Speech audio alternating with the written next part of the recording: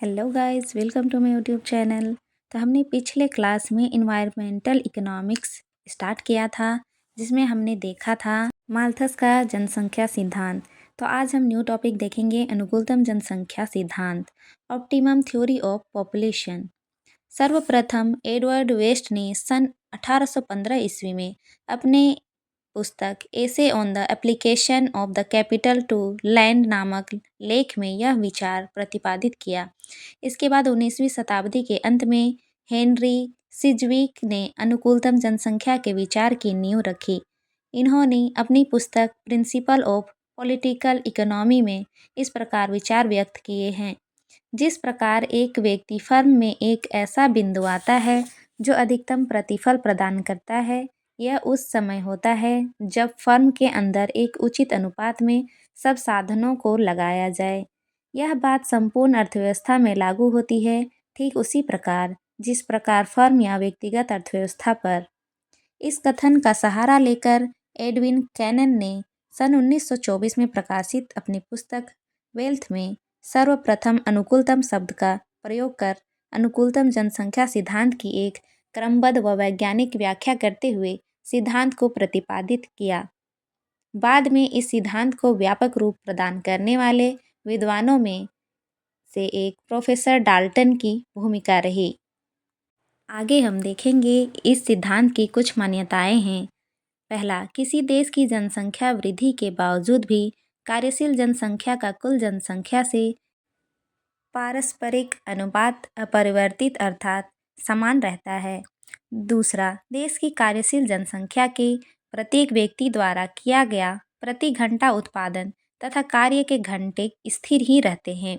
तीसरा, देश की जनसंख्या बढ़ने के बावजूद भी एक समय विशेष में उस देश के प्राकृतिक साधन पूंजी की मात्रा एवं प्राविधिक अवस्था में कोई परिवर्तन नहीं होता है।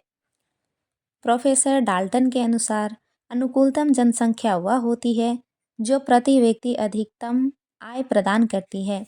प्रोफेसर कैनन के अनुसार किसी दिए हुए समय पर किसी देश में उत्पादन का एक अधिकतम बिंदु होता है, जहां पहुंचने पर जनसंख्या तथा प्राकृतिक साधनों का पूर्ण समन्वय हो जाता है। इस स्थिति में श्रम की मात्रा ऐसी होती है कि उसमें वृद्धि तथा कमी दोनों ही उत्पत्ति में कमी लाती है। अनुकूल जनसंख्या वह आदर्श जनसंख्या है जो देश के अन्य उपलब्ध संसाधनों के साथ मिलकर अधिकतम लाभ प्रदान करती है। अनुकूल जनसंख्या की अवधारणा को रॉबिन्सन, कैर, सॉन्डर्स और डाल्टन ने परिभाषित किया है। जनसंख्या के आकार में इष्टतम स्तर से ऊपर या नीचे कोई भी परिवर्तन प्रति व्यक्ति आय को कम कर देगा। अनुकूलतम जनसंख्या सिद्धांत को चित्र के द्वारा समझा जा सकता है।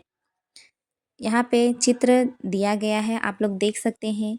चित्र में एपी प्रति व्यक्ति औसत आय अथवा औसत उत्पादन का वक्र है। प्रारंभ में ओएम तक जनसंख्या में वृद्धि होने पर प्रति व्यक्ति वास्तविक आय तथा उत्पादकता बढ़ती है, अर्थात उत्पत्ति वृद्धि नियम लागू होता है। ओएम जनसंख्या पर प्रति व्यक्ति आय एमई होती है जो अधिकतम है। इसके बाद प्रति व्यक्ति आय घटने लगती है।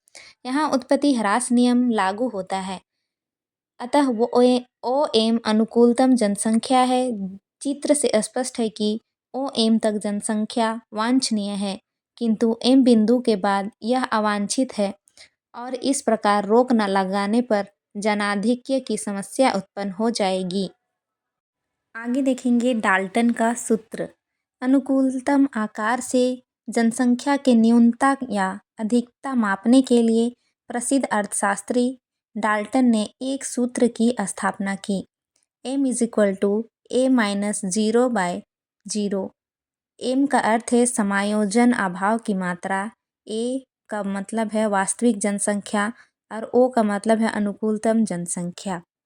अगर आप लोग मेरे YouTube चैनल पर नए हैं तो मेरे YouTube चैनल को ज़रूर सब्सक्राइब करें, वीडियो को लाइक करें एंड शेयर करें। Thanks for watching.